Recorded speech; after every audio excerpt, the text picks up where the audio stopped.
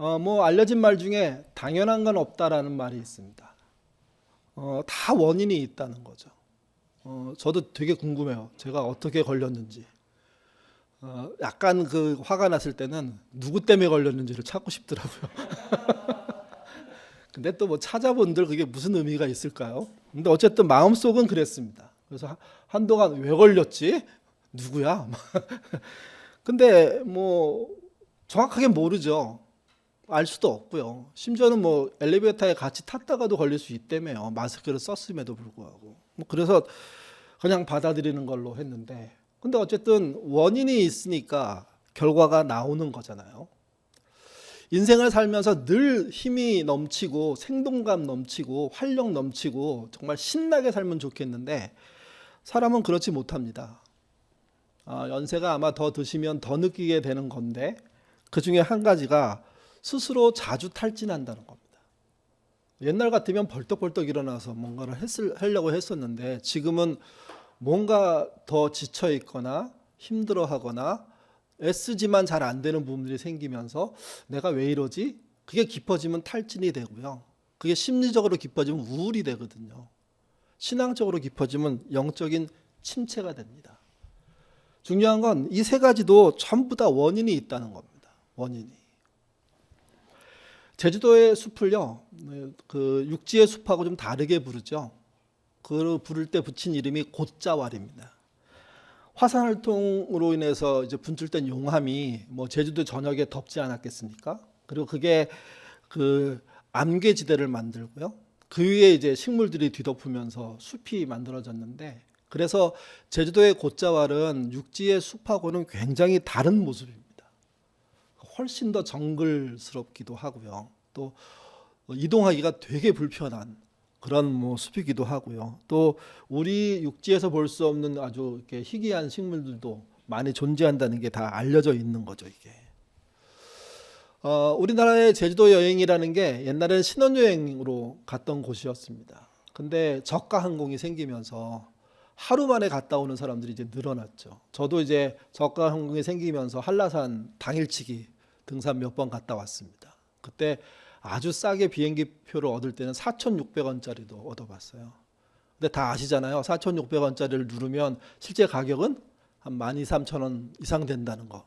근데 어쨌든 그렇게 저렴하게 비행기 값이 떨어지자 사람들이 막 제주도에 몰려가기 시작했죠. 지금도 제주도 여행은 굉장히 사람이 많습니다. 그러니까 그렇게 활성화된 게 저가 항공 때문이라는 거죠. 그러면서 이제 어떤 여행이 생겨났냐면요. 혼자 걸으러 가는 사람들이 제주도에 많이 몰리기 시작했습니다. 그리고 이제 걸으러 가는 사람이 많아지니까 사람 중에는 그런 사람들이 있잖아요. 사람 많이 몰리는 곳 안 가고 싶어 하고, 남들이 안 가는 곳 가고 싶어 하고. 그래서 이제 내륙으로, 제주도의 안쪽으로, 산간, 중산간 지역으로 이렇게 사람들이 이동을 시작해요. 그럴 때 홀로 가는 남자들이 다니는 중산간 지역에 유명한 지역들이 생겨납니다. 그게 이제 결국은 요즘은 뭐 수부라고 또는 곶자왈이라고 알려진 뭐 이런 데가 되는 거죠. 그 중에 한 곳이 사려니 숲입니다. 제가 이제 그 하루 등반하려고 비행기 타고 새벽에 그 쉬는 날 갔는데, 가는 옆에 한 분이 앉아 계셨어요. 제주도에 오랫동안 이렇게 왕래하시는 분인데, 그분이 하고 얘기를 우연하게 하게 됐는데, 그분이 그렇게 얘기하더라고요. 요즘 제주도에 울러 오는 남자들이 그렇게 많대요. 그래서 그게 무슨 말이냐고 그랬더니 저한테도 그 말을 하는 거예요. 당신도 울러 가는 거 아니냐고. 그래서 무슨 얘기냐고 그랬더니 제주도의 한적한 곳에 가면 남자들이 홀로 앉아서 운대요. 근데 그 모습이 되게 애잔하고 이해가 된대요, 자기가. 그 저한테도 그러지 않냐고. 그래서 저는 뭐 그러진 않고 저는 이제 한라산 등반 가는 거라고 그랬더니, 한번 기회가 되면 사려니 숲이라는 곳에 한 중간 정도에 가면 삼나무 숲이 있는데 거기 한번 가보라고. 우연치 않게 우는 분들을 볼 수 있을 거라고. 그래서 제가 이제 사려니 숲에 대한 정보를 처음 알게 된 거죠. 그리고 가봤더니 거기에 이렇게 써 있더라고요. 지금은 있는지 모르겠습니다. 여기까지 온 당신은 그래도 행복하다. 이게 조그맣게 누가 써놓은 건데 되게 마음이 찡하면서, 야, 여기까지 올 수 있는 힘이 있는 너는 그나마 행복한 거야. 근데 그 자리가요, 삼나무라는 게 일본 나무잖아요. 그 나무를 제주도에 조림해서, 그러니까 이제 계획적으로 심은 거예요. 근데 삼나무의 가장 큰 특징이 밑에는 가지가 별로 없고요. 위로 올라갈수록 가지가 있습니다. 그리고 그 가지의 가장 큰 특징은 바람을 잘 보여줘요. 특별히 소리로. 그래서 바람이 훅 불면 삼나무 숲이 막 움직여요. 뭔가 이렇게 바람길이 있는 것 같은 느낌이 들거든요. 근데 놀랍게도 그 자리에 남자들이 와서 많이 운대요. 막 거의 통곡하는 사람들도 있대요. 그래서 그분이 그러는 거예요. 왜 사람들이 거기 가서 우는지 아냐고. 저는 잘 모르겠다 그랬더니 그분이 이렇게 대답했습니다. 살기 위해서. 울어야 살기 때문에. 근데 육지에는 울 만한 곳이 없다는 거죠. 사실 그분의 말은 틀린 말이에요. 왜 그러냐 하면 설악산 같은 데 혼자 올라가서 우는 남자들 많습니다. 해안가에서 쓸쓸하게 뜨는 해 지는 해 보면서 되게 힘들어하면서 통곡하고 마음 두드리는 사람 사실은 많아요. 여러분 남자만 그럴까요? 여자 여러분들 안 그러십니까? 울고 싶을 때 안 계십니까? 뭐 집에서 울면 되죠. 그렇게 해결될 수 있지만 그렇지 못한 경우도 많은 거죠. 그래서 그분이 무슨 심리학자인지는 모르겠는데 저한테 그렇게 얘기했어요. 살려고 우는 분들이 많다고. 그리고 특별히 살려고 울기 위해서 제주도에 오는 분들이 많대요. 퀴즈 하나 드리겠습니다. 여러분 세상에서 가장 무거운 게 뭘까요? 일부여행 때 퀴즈를 냈더니 초등학생이 와서 눈이 번쩍 맞추려고 막 애를 쓰는데 결국 못 맞추고 갔습니다. 뭘까요? 뭐가 세상에서 가장 무거울까요? 눈꺼풀이죠. 눈꺼풀이 가장 무겁답니다. 그러니까 눈꺼풀을 이길 수 있는 사람은 없대요. 근데 여러분 그거 아시죠? 사실은 눈꺼풀보다 더 무겁게 작동하는 게 우리 안에 또 있습니다. 그게 마음입니다. 마음이 한번 무거워지고 가라앉기 시작하면 일어서지 못하는 경우가 꽤 있습니다. 오래 갑니다. 마음속에 상처가 생기면 그 상처 치유하는 거 만만치 않습니다. 평생 가도 치유 못하는 경우도 있다고 합니다. 제가 평생 살아보지 못했기 때문에 모르지만 더군다나 그 상처가 무슨 큰 사건이 아니라 말 한마디에 그렇게 되는 경우도 있습니다. 다시 말씀드려서 사람이 마음을 다치면, 마음에 탈진이 오면, 마음에 우울이 깊게 들어오면, 영적으로 말하면 그게 영적인 침체 속에 들어가면 정말 해소할 수 없는 그런 심각한 사태들이 벌어진다는 거죠. 사람이 잘 살기 위해서는 이때 해결할 수 있는 방법들을 훈련해야 되고 가져야 한다는 거죠. 선지자 엘리야는요, 성경 인물 중에 정말 평범한 사람이 쫓아갈 수 없는 대단한 분입니다. 혼자서 850명의 바알과 아세라의 선지자들과 싸워서 이겼고, 그리고 그는 까마귀가 주는 밥을 먹는 경험들을 했고, 결국은 나중에 혼자 하늘로 승천하는 경험도 하잖아요. 그러니까 그가 경험한 내용들을 가만히 들여다보면 야, 엘리야의 이야기는 보통 사람에게 적용하기 힘든 거야. 그래서 그는 승리에 대해서는 정말 우뚝 선 우리에게 정말 모범이 되는 분이지만 우리의 삶 일상에 다가올 때 이야기를 나눌 때는 나눌 게 별로 없다는 식으로 얘기되는 분이에요. 근데 여러분 과연 그분의 삶이 그럴까요? 그는 갈멜산에서 아합을 추종하고 아세라를 추종하고 특별히 바알신을 믿는 무리들과 1대 850의 정말 큰 제사를 통한 싸움을 통해서 승리를 얻어낸 존재입니다. 그가 승리하기 위해서 그 제단에 섰죠. 그리고 상대방인 850명이 자기 바알신에게 비 내리는 제사를 드렸는데 실패합니다. 그들의 제사의 가장 특징은 뭐냐면요, 몸에 칼을 대서 피를 흘리는 거예요. 이게 그러니까 핏물이 그 제단 주변에 고일 정도로, 그러니까 정말 무시무시한 제사를 드리는 거죠. 그들은 목숨을 걸고 그 제사를 했는데 실패합니다. 엘리야의 시간이 됐습니다. 엘리야는 제단 주변에 물을 뿌리게 합니다. 피를 다 씻어내고 물이 고이고, 그래서 제단 자체에 웬만한 불로는 불이 붙을 수 없는 상황을 만듭니다. 그리고 하나님께 불로 응답해 달라고 얘기합니다. 기도하는 거죠. 같이 보시죠. 열왕기상 18장 38절에서 40절입니다. 읽겠습니다. 이에 여호와의 불이 내려서 번제물과 나무와 돌과 흙을 태우고 또 도랑에 물을 핥는지라. 모든 백성이 보고 엎드려 말하되 여호와 그는 하나님이시로다. 여호와 그는 하나님이시로다 하니 엘리야가 그들에게 이르되 바알의 선지자를 잡되 그들 중 하나도 도망하지 못하게 하라 하매 곧 잡은지라. 엘리야가 그들을 기손 시내로 내려다가 거기서 죽이니라. 이 본문을 읽었을 때, 제가 어렸을 때 읽었을 때 가장 큰 의문이 있었습니다. 지금도 뭐 해결된 건 아니라고 생각합니다. 그냥 답 정도로 하나 얻은 거라고 생각하는데, 아니 왜 승리하고 난 다음에 진 모든 사람을 죽이는 게 가한 건가? 옳은 건가? 합당한 건가? 사랑의 하나님이라면서 이런 일을 왜 하셨을까? 엘리야는 이 말에 왜 복종했을까? 사실은 이런 의문이 있는 저한테는 그런 성경 구절입니다.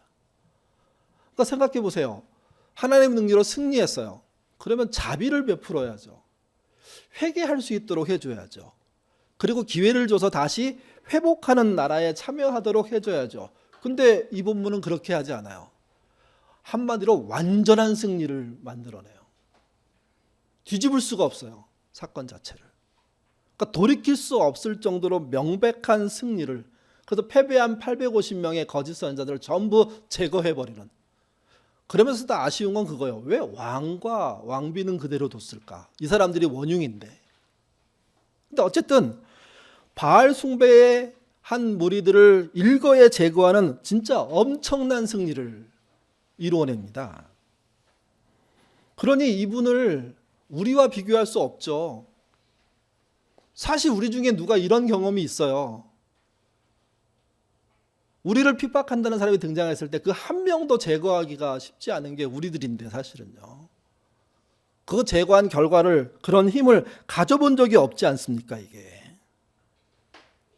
근데 엘리야 이야기의 핵심은 저는 여기까지가 아니라고 생각해요.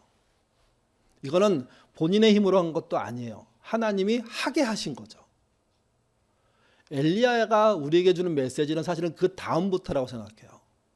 이렇게 큰 승리를 얻은 그가 과연 어떤 모습의 사람이 되었는지 하는 겁니다. 근데 그 모습 속에 등장하는 것은 긍정적인 것보다 부정적인 게 훨씬 많습니다.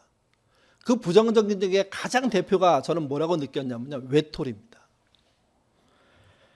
엘리야의 탈진은 외톨이의 탈진이에요. 생각해 보세요. 갈멜살에서 승리하고 3년 6개월 동안 오지 않던 비가 내리니 그의 승리가 얼마나 대단한 것인지 증명됐죠.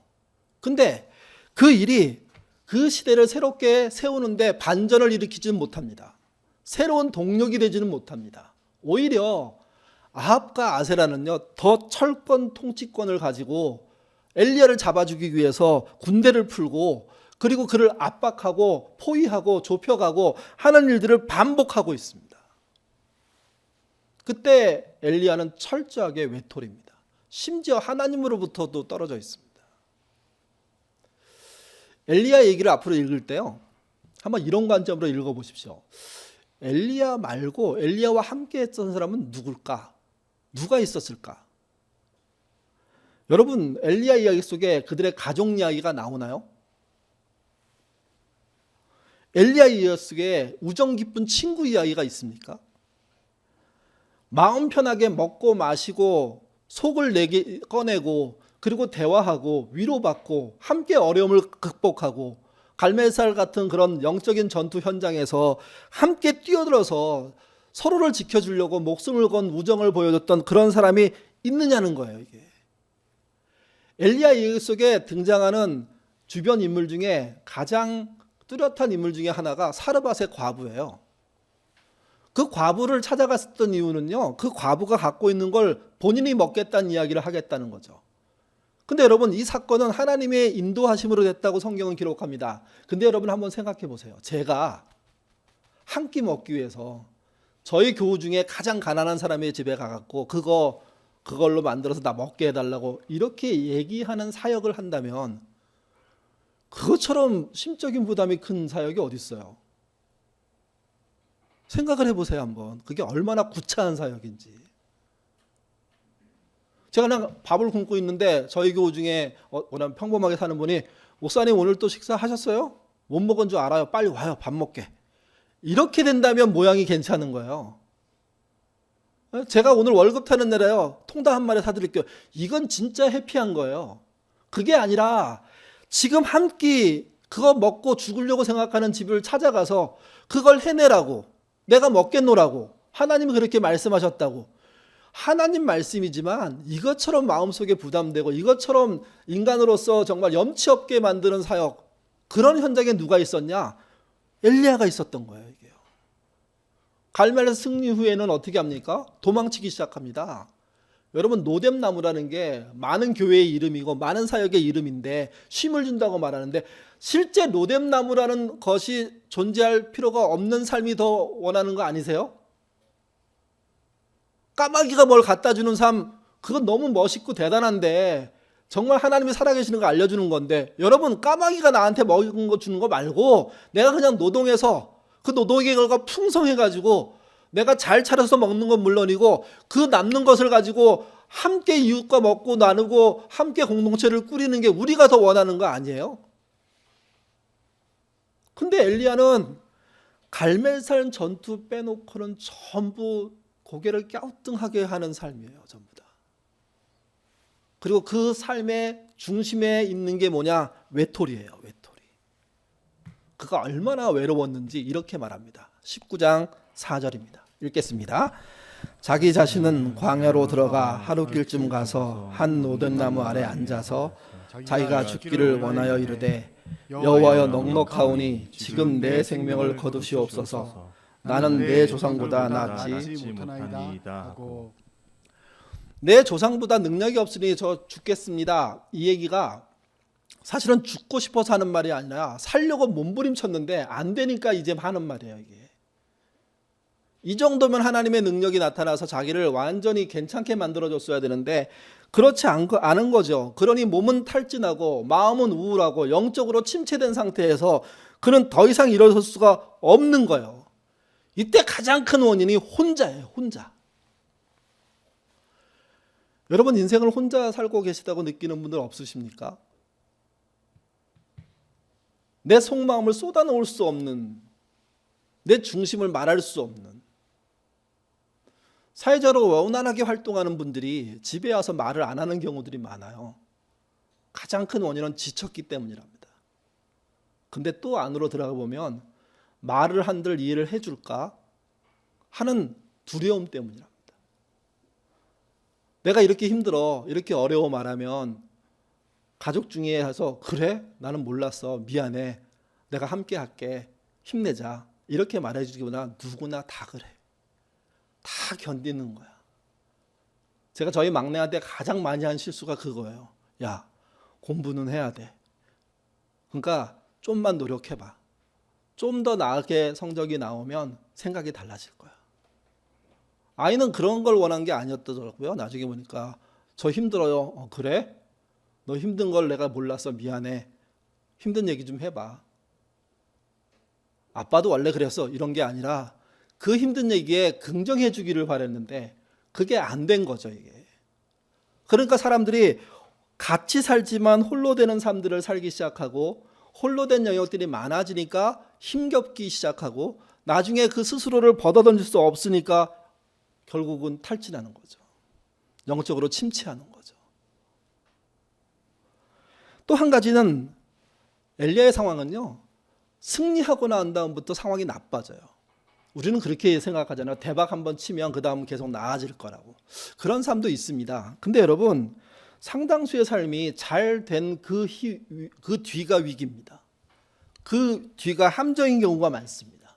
대표적으로 엘리야가 그랬던 거죠. 이게. 흐름이 꺾이질 않아요.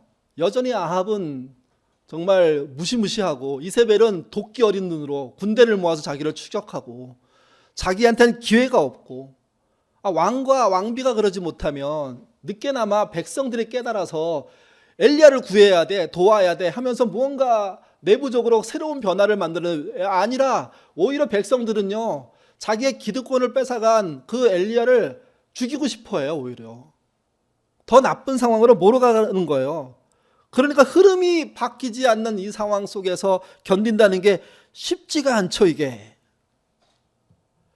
여러분 잊지 않으셔야 돼요. 뭔가 우리가 대단한 일을 하고 나면 주변의 사람들이 와 박수 칠 것 같죠? 아니요. 그게 진짜 잘된 건지 따지기 시작합니다.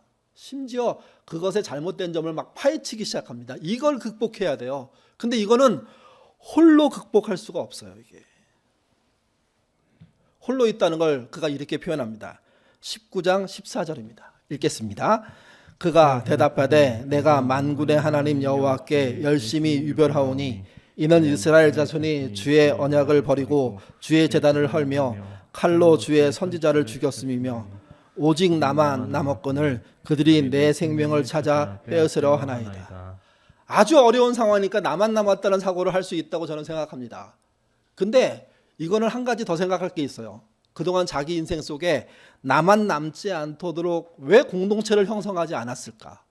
왜 연합하고 연대하지 않았을까? 왜 주어진 기회 속에 믿는 성경에 의하면 하나님의 말씀에 따르면 숨겨진 7,000명이 있다는 얘기가 있는데 이건 숫자로 정확하게 7,000명이라는 뜻이 아니라 하나님 백성이 그 안에 여전히 존재한다고 얘기하는 거거든요.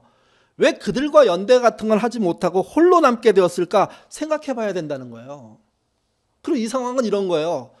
믿음으로 승리하고 난 다음에 상황이 안 바뀌어서 주저앉고 있는 거죠.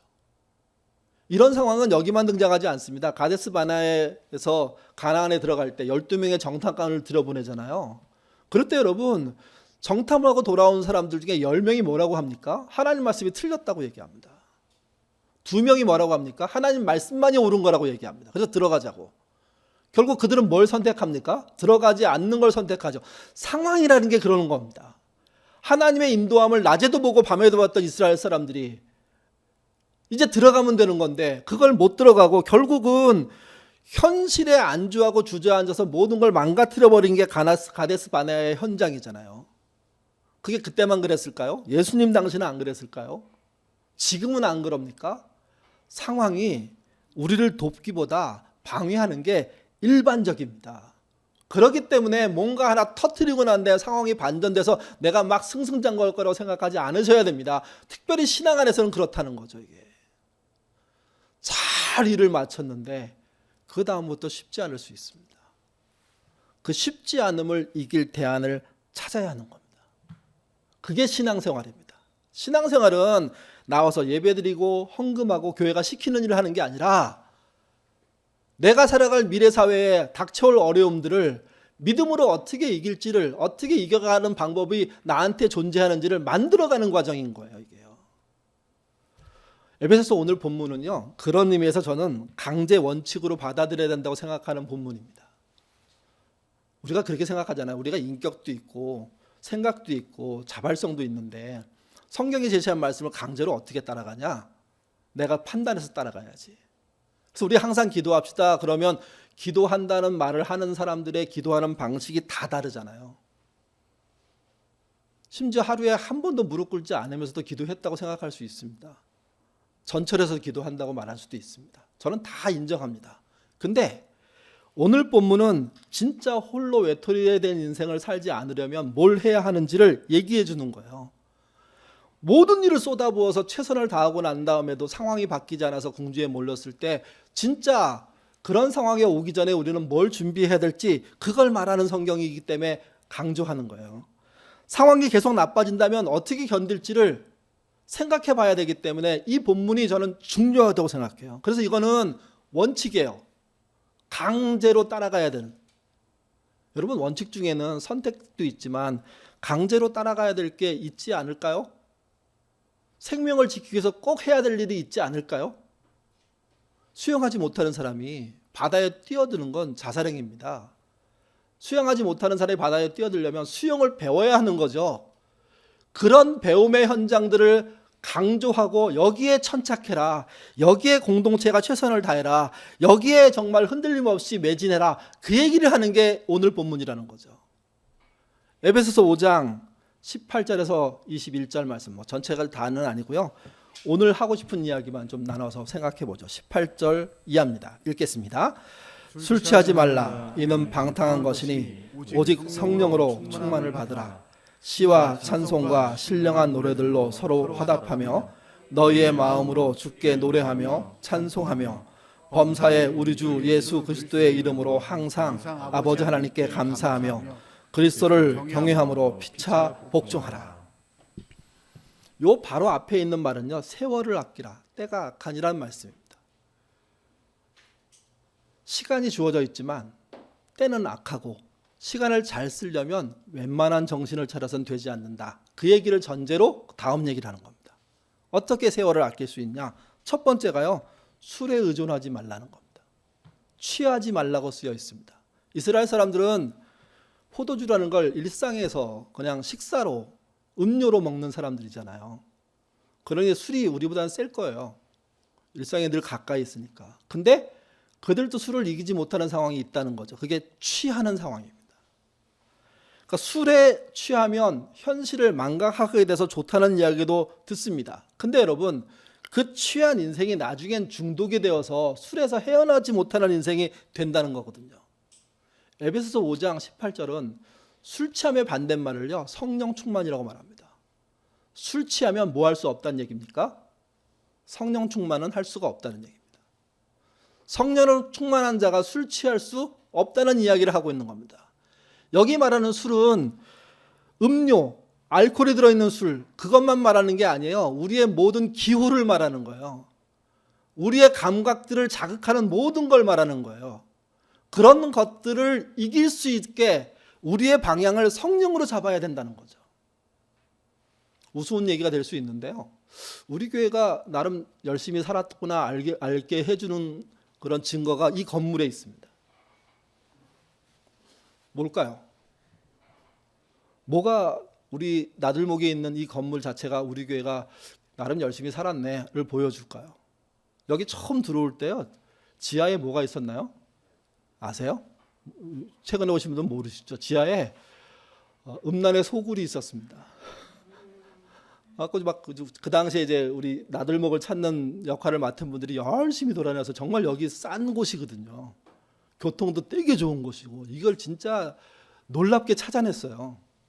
근데 우리는 뭘 살펴보지 못했냐면 지하에 뭐 있는지 옆에 뭐 있는지 밤에 와보질 않았어요, 이 동네요. 그리고 첫 모임을 여기 처음 열어서 예배드린 게 금요일 기도회였어요. 여기에요 100명 정도가 왔어요. 꽉 찼어요.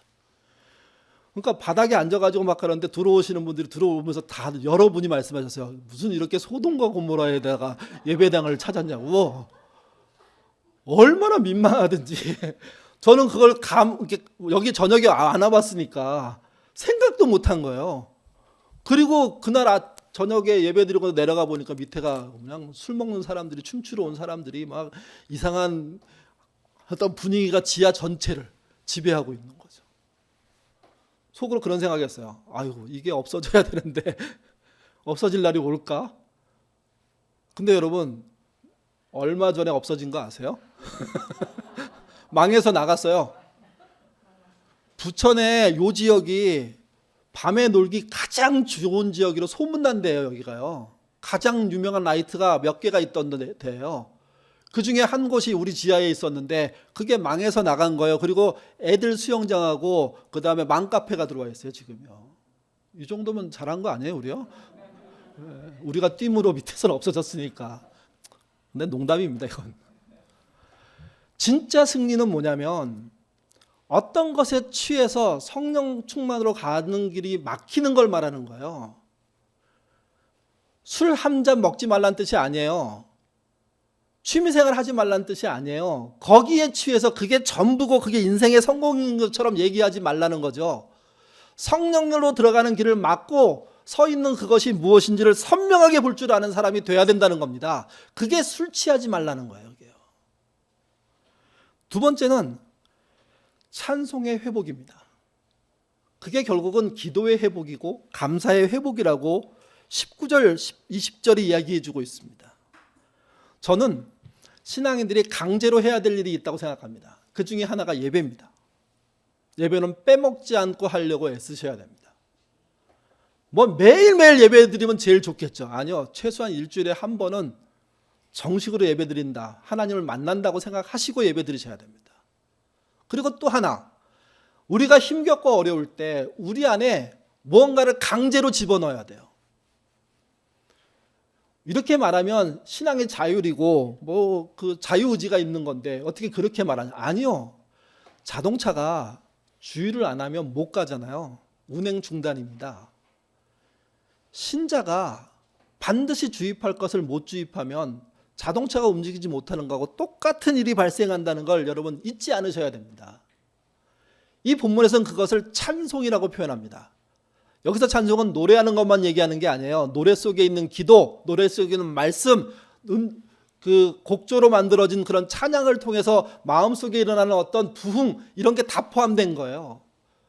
찬양이란 시간을 통해서 너희는 기도할 수 있고, 찬양이란 시간을 통해서 너희는 감사할 수 있고, 찬양이란 시간을 강제로 만드는 걸 통해서 너희는 변화될 수 있다는 거죠. 이게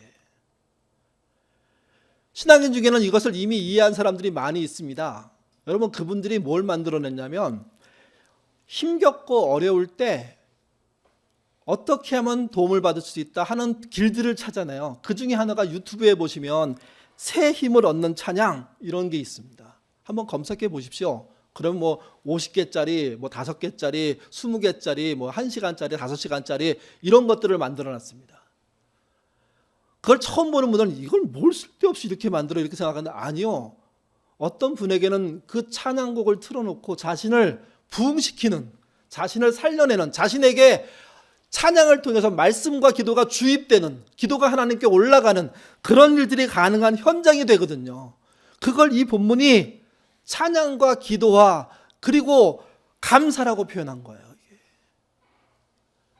여러분, 정말 힘들고 어려울 때 내가 왜 이렇게 힘들어, 이렇게 생각하지 마시고 홀로 있는 시간을 만들고 찬양을 틀으십시오. 그냥 유튜브 검색해서 누가 쓰던 거 그냥 틀으시면 돼요. 그리고 그 찬양을 마음에 담기 위해서 시간을 거기서 보내시면 돼요. 따라하시면 돼요. 그러면서 기도하고 싶으면 기도하고, 슬프면 우시고, 억울하면 화도 내시고, 저는 하나님께 화내고 하나님께 원망하고 하나님을 비난하고 심지어 하나님이 만든 세상에 왜 이 모양입니까 하고 얘기하는 건 하나님 앞에서 했다면 절대로 문제가 되지 않는다고 생각해요. 하나님은 그렇게 하라고 우리를 불러내시거든요. 그때 쓰이는 게 찬양이에요. 이게요. 그 찬양으로 주입되는 게 있어야 여러분 술 먹지 않고 살 수 있고요, 취하지 않고 살 수 있고요, 도박하지 않고 살 수 있고요, 음란에 빠지지 않고 살 수 있고요, 몸을 망치는 기호식품에 자신의 몸을 헌신시키지 않을 수 있어요. 오히려 나를 더 하나님께 나가게 만들고 더 많이 기도하게 만들고 더 많이 그분께 감사하게 만드는 거죠. 이게 실제 많은 사람들이 힘들어지면 지하로 숨습니다. 건물 지하로 숨기도 하지만 마음속 지하로 숨기도 하죠. 찬송의 주입은 그걸 역전시킬 수 있는 길입니다. 이걸 강제로 하셔야 되는 겁니다. 예배 못지않게. 시편 22편 3절에 이렇게 말합니다. 이스라엘의 찬송 중에 거하시는 주여, 주는 거룩하시나이다. 이스라엘 백성의 찬양 속에 거하시는 그분은 거룩하시대요. 그 거룩이 우리에게 전염되게 될 거라는 거죠. 우리에게 전가되어 우리를 채울 거라는 거죠. 그렇게 흘러넘치는 게 감사 아닐까요?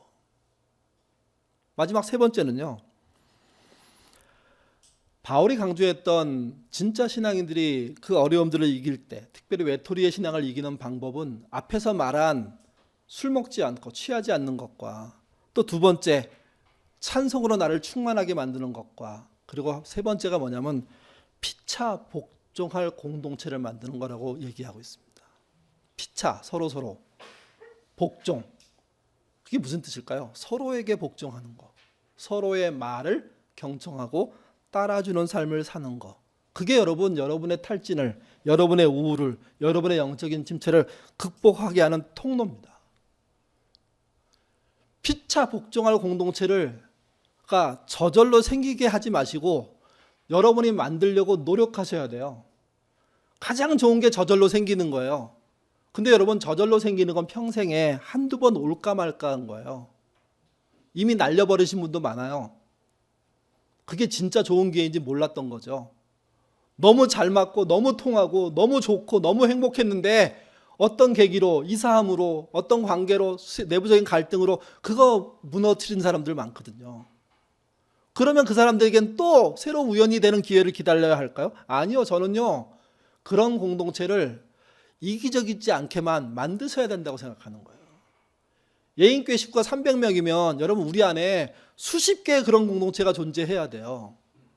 그리고 사람들을 서로 끌어당겨야 돼요. 편가르게 하기 위해서가 아니라 함께 믿음으로 살기 위해서, 함께 사련이 숲이 돼주고 바닷가가 돼주고 산 정상이 돼주고 골방이 돼주고 지하 기도실이 돼주는, 함께 해주는 그런 공간으로서의 모습을 만들어가는, 이게 피차 복종하는 공동체, 또는 우리로 말하면 아둘람이 되는 거죠. 이게 그런 경우에 여러분 숲을 찾아가지 않아도 됩니다.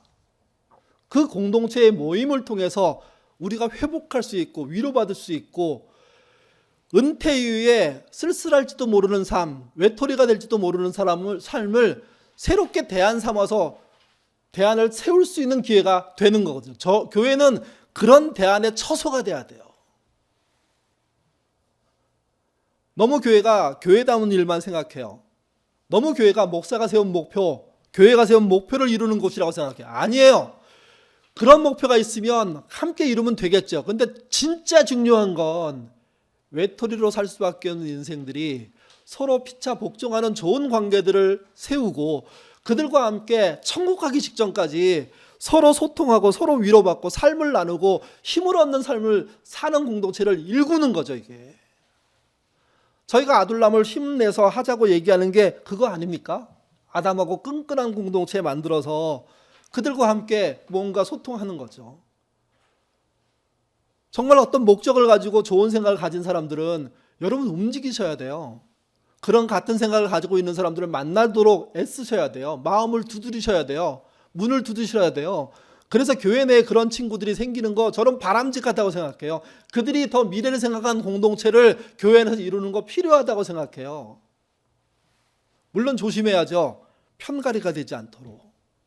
근데 그런 좋은 모임들이 만들어지는 걸 막을 필요도 없고 막아서도 안 되는 거예요. 왜? 우리에게 뭐가 필요한 거냐면 서로 복종하는 공동체가 필요해요. 그래서 외톨이가 되지 않도록 우리의 삶을 꾸려가야 돼요. 말씀을 정리하면 이렇습니다. 제가 코로나에 걸려서 집에 아내와 함께 누워 있을 수밖에 없는 상황에서 가만히 생각했을 때 누가 나에게 힘이 될까? 물론 하나님이 힘이 되고요. 예인교회가 힘이 됩니다. 장로님들이 힘이 되고 권사님들이 힘이 됩니다. 그분들이 지금도 기도해주고 있다는 그 사실 하나만으로도 저 굉장히 감동했고 마음속에 되게 위로받았습니다. 근데 이런 위로도 있더라고요. 제가 요즘 커피를 잘 안 마시거든요. 근데 어느 날 카톡으로 커피 한 잔 드시라고 카톡이 왔어요. 처음에 속으로 픽 웃었어요. 내가 지금 나가서 먹을 수가 없는데 이걸 보내주냐? 근데 여러분 그것 자체 하나가 사실은 그 하루를 견딜 수 있게 하더라고요. 야, 그래도 나를 기억하고 이 커피가 뭔 커피인지 모르겠는데 그러나 나를 향해서 줄 수 있다. 목사님 커피 한 잔 드시고 힘내세요. 그게 지금 나가서 먹으라는 뜻 아닐 거잖아요. 내가 당신 기억하고 있고 당신에서 기도하고 있고 그리고 잘 회복하기를 바라고 있으니까 잊지 말라고 하는 메시지 아닙니까? 여러분 그렇게 온 전야들, 그렇게 온 권면들, 문자들 그것 말고도 여러 가지 표현들이 사실은 나를 그 어려움 속에서 견디게 해요. 부부가 다 아프니까 누가 밥을 줘요? 서로 짜증만 내지. 근데 그 짜증을 이기게 해요. 그래 우리 빨리 몸 추스리고 일어나서 다시 교회 식구들 보는 자리로 나가야지. 그런 거 생기게 만들어요. 저한테도 뭐가 필요하냐면 저랑 끈끈하게 함께할 공동체가 필요한 거죠. 예인교회가 그런 교회고 그들 안에 더 친밀하게 피차 서로 복종할 수 있는 그런 관계의 사람들, 목사란 신문 띄고 형님 동생 하면서 살 수 있는 오래된 관계들, 천국 갈 때까지 함께 있어줘서 고맙고 함께해서 고맙고 어려울 때 등장해서 고맙고 손잡아줘서 고맙고 힘겨울 때 기도해줘서 고맙고 십시일반해서 고맙고 그리고 정말 나 힘들어 그러면 기다려 밥 먹게 하고 오는 사람이 있어서 고맙고 하는 공동체가 있어야 되지 않겠느냐는 거예요. 저만이 아니라 여러분에게, 여러분 모두에게 그런 서너 명, 10여 명의 사람들이 존재하는 교회가 돼야지 건강한 교회지, 그렇지 않고 전부 외톨박이들인데 목사 하나 보고 또는 교회 하나 보고 모여 있다면 그게 무슨 교회입니까? 그게 피차 서로 복종할 수 없는데. 외톨이의 삶에서 벗어나시기를 바랍니다.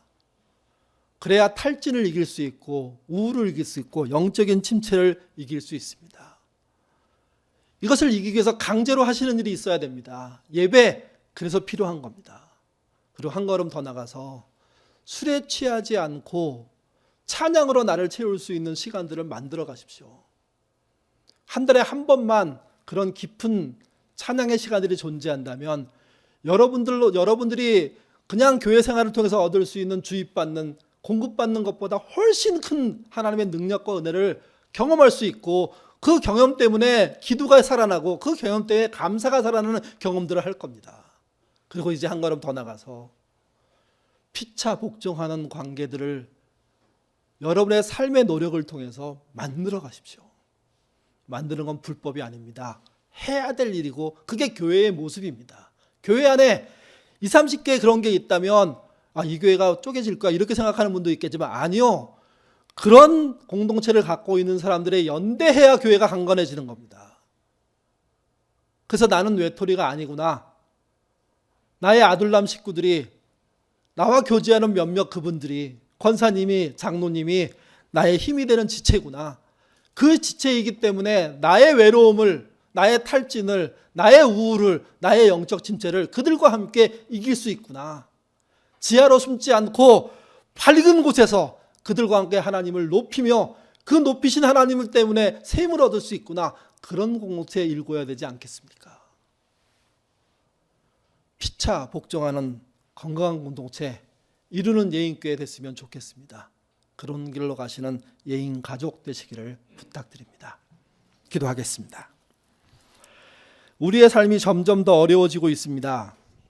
경제적으로는 괜찮아지고 퇴직 후의 삶 또한도 편안해지는 사람들이 많아졌지만, 그러나 탈진과 우울과 침체는 더 많아지는 세상입니다.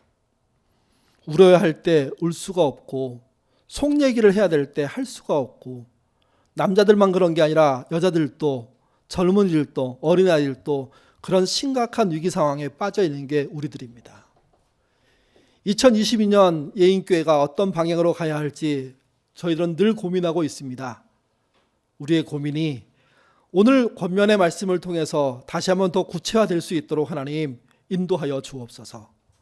우리야 하나님께 정말 찬양을 통해서 끊임없이 공급받을 수 있는 그런 믿음의 근간들을 만들게 도와주시고, 술 취하지 않고 성령 충만한 삶을 살기 위한 노력들을 아둘람 식구들과 교회 식구들과 함께 모험하고 만들어 나가는 그런 공동체 되도록 주님 인도하여 주옵소서. 무엇보다도 피차 복종해주는, 서로의 말을 들어주고 서로의 말을 듣기 위해서 애쓰는, 이루기 위해서 노력하는 그런 공동체에 꾸려가도록 하나님 인도하여 주옵소서. 예인가족 모두가 혼연일체가 돼서 된다면 더 좋겠지만, 그렇지 못하다면 우리 안에 그런 아담한 공동체들이 많아지게 하시고, 그 공동체끼리 서로 복종해주는 그런 건실함을 보여서 건강한 예인교회로 거듭나도록 주님 인도하여 주옵소서. 하나 더 우리가 생각할 게 있습니다.